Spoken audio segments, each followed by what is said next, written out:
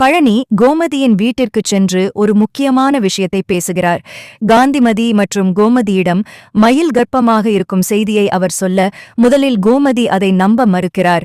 ஏற்கனவே மயில் இதுபோல நாடகமாடி குடும்பத்தை அவமானப்படுத்தியதை நினைவூட்டி கோபப்படுகிறார்.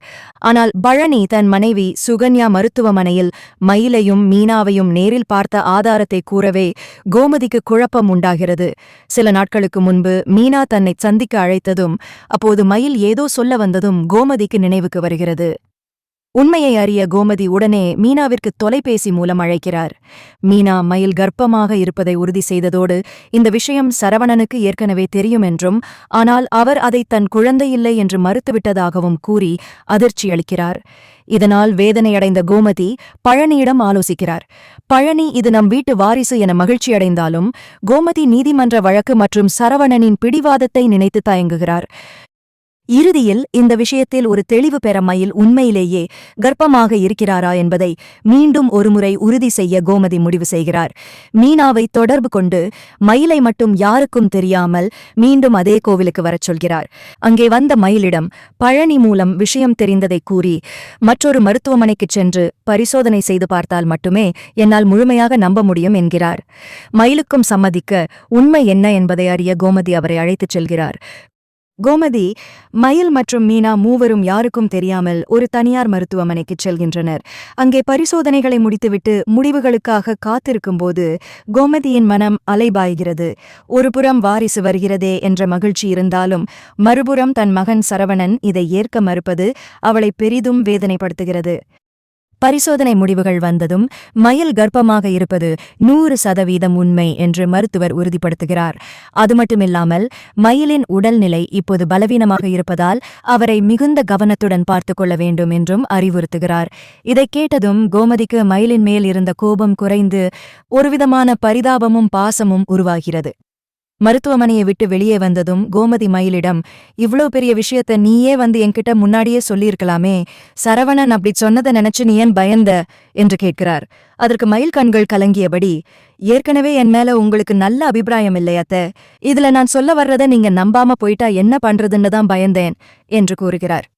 இதற்கிடையில் பழனி எப்படியாவது சரவணனை சமாதானப்படுத்த வேண்டும் என்று அவனை தனியாகச் சந்திக்கிறார். சரவணனிடம் இந்த விஷயத்தைப் பற்றி பேசும்போது அவன் மீண்டும் ஆத்திரமடைந்து, எல்லாரும் சேர்ந்து என்னை ஏமாற்ற பார்க்கிறீர்களா என்று கத்துகிறான். ஆனால் பழனி விடாமல், மருத்துவ ஆதாரங்களே வந்த பிறகும் நீ இப்படி பேசுவது முறையல்ல சரவணா, ஒரு பெண்ணின் வாழ்க்கையோடும் பிறக்கப் போகும் குழந்தையோடும் விளையாடாதே என்று எச்சரிக்கிறார்.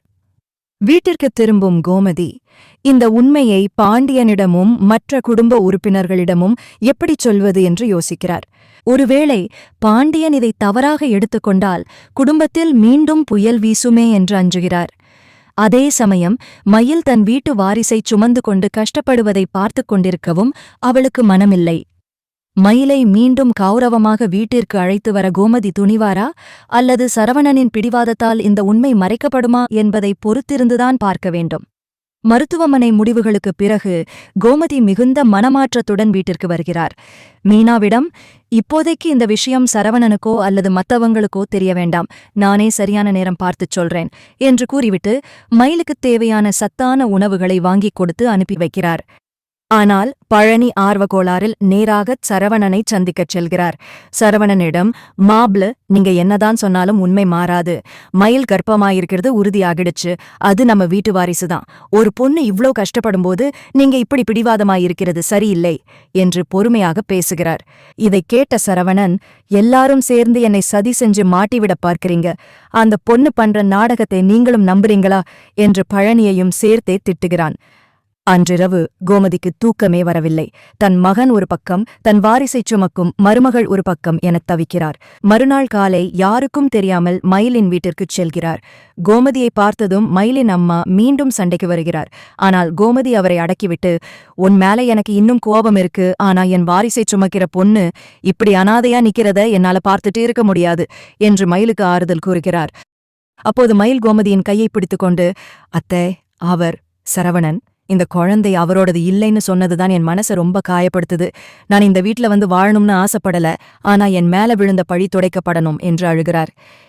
இந்த சூழலில மீனா எப்படியாவது பாண்டியனிடம் உண்மையைச் சொல்லிவிடலாம் என்று கோமதியிடம் வற்புறுத்துகிறார். அத்தை மாமா கிட்ட விஷயத்தை சொல்லிட்டா அவர் ஒரு முடிவு எடுப்பாரு. சரவணன் அண்ணனும் மாமா பேச்சை தட்ட மாட்டார் என்கிறார். ஒரு பெரிய முடிவோடு கோமதி பாண்டியனை சந்திக்க தயாராகிறார். பாண்டியனிடம் கோமதி உண்மையைச் சொல்லும்போது அவர் என்ன எதிர்வினை ஆற்றுவார்? சரவணனின் பிடிவாதம் உடையுமா என்பதை அடுத்த பகுதியில் பார்க்கலாம்.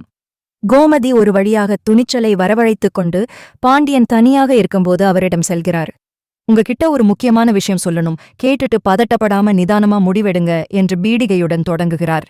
மயில் கர்ப்பமாக இருக்கும் விஷயத்தையும் அதை தான் மருத்துவமனைக்கே சென்று உறுதிப்படுத்தியதையும் கூறுகிறார். இதைக் கேட்ட பாண்டியன் அப்படியே அதிர்ச்சியில் உறைந்து போகிறார். என்ன கோமதி சொல்ற? ஏற்கனவே அந்த பொண்ணு செஞ்ச காரியத்தால நம்ம குடும்பம் கோர்ட்டுப்படி ஏறி நிக்குது. இப்போ இது நிஜம்தானா என்று கேட்கிறாரு. கோமதி கண்ணீருடன், எல்லா ஆதாரமும் இருக்குங்க, ஆனா நம்ம சரவணன் தான் இதை ஏத்துக்க மாட்டேன்னு அடம் பிடிக்கிறான்.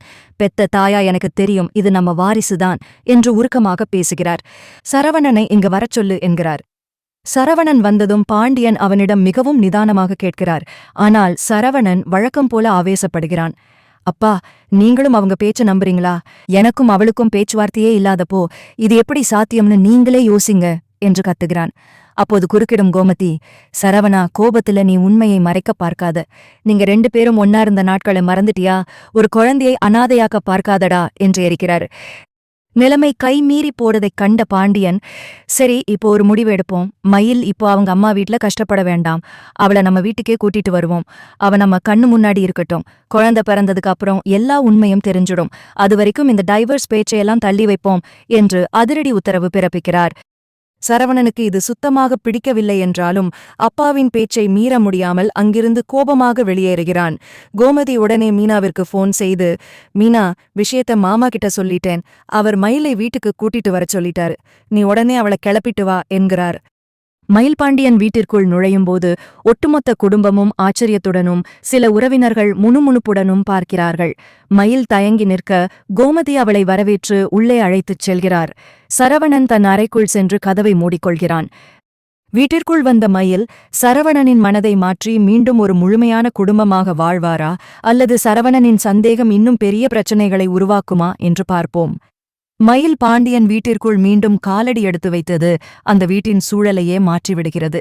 கோமதி மயிலை அன்போடு கவனித்துக் கொண்டாலும் சரவணனின் மௌனமும் புறக்கணிப்பும் ஒரு பெரிய சுவராக அவர்களுக்கு இடையே நிற்கிறது.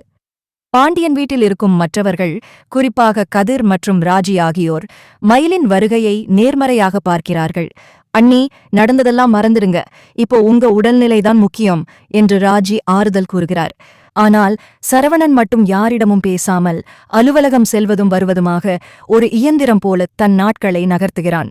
மயில் எதிரே வந்தாலே அவன் திசை மாறிச் செல்கிறான். ஒரு நாள் இரவு மயில் சரவணனின் அறைக்குச் சென்று அவனிடம் பேச முயற்சி செய்கிறார். நீங்க என் மேல கோவமா இருக்குதுல நியாயம் இருக்கு, ஆனா இந்த விஷயம் பொய்யில்லைங்க, காலப்போக்குல நீங்களே இதை உணர்வீங்க என்று அழுகிறார். சரவணன் அவளை ஏறிட்டும் பார்க்காமல், இந்த வீட்டோட நிம்மதிக்காக அப்பா சொன்னாருன்னு நான் அமைதியா இருக்கேன், அதனால நம்ம 2 பேரும் ஒன்னா சேர்ந்துட்டோம்னு கனவு காணாதே என்று முகத்தில் அடித்தாற் போல கூறிவிடுகிறான்.